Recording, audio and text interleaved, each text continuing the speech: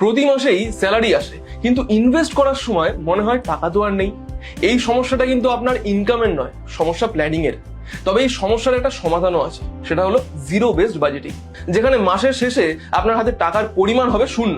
তবে ভয় পাবেন না, এই শূন্য মানে আপনার প্রতিটা টাকার কাজ কিন্তু আগে থেকেই ঠিক করা আছে। ধরুন আপনার মাসিক ইনকাম 25,000 টাকা, তাহলে প্রথমেই হিসাব করুন জরুরি খরচ 15,000 টাকা। এরপর সেভিংস ঠিক করুন, এমার্জেন্সি ফান্ড বা ভবিষ্যতের জন্য 5,000 টাকা আলাদা করে রাখতে হবে। এবার হিসাব করুন 25,000 থেকে বাদ যাচ্ছে জরুরি খরচ 15,000 টাকা, 5,000 টাকা যাচ্ছে এমার্জেন্সি ফান্ড অথবা সেভিংসে, এবার বাকি থাকছে 5,000 টাকা। এই রিমেইনিং 5,000 টাকা যাবে আপনার ব্যক্তিগত খরচে, নিজের শখ, ছোট আনন্দ বা দরকারি জিনিসে। এখন আপনার পুরো ইনকাম অ্যাসাইন করা, এটাই জিরো বেসড বাজেটিং।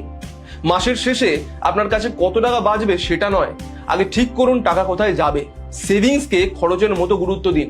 এই পদ্ধতি তাদের জন্য একদম পারফেক্ট যাদের ফিক্সড স্যালারি অথবা যারা নতুন শুরু করছে আর যারা চায় টাকার উপর কন্ট্রোল। জিরো বেসড বাজেটিং আপনাকে রাতারাতি বড়লোক না করলেও আপনাকে ডিসিপ্লিনড বানাবে, আর আপনার নিজের টাকার উপর কন্ট্রোল থাকবে। কেমন লাগলো আজকের ভিডিওটি কমেন্ট করে লিখে জানাতে কিন্তু অবশ্যই ভুলবেন না। এরকম আরো গুরুত্বপূর্ণ আপডেট পেতে হলে ফলো করুন ইনভেস্টমেন্টকে।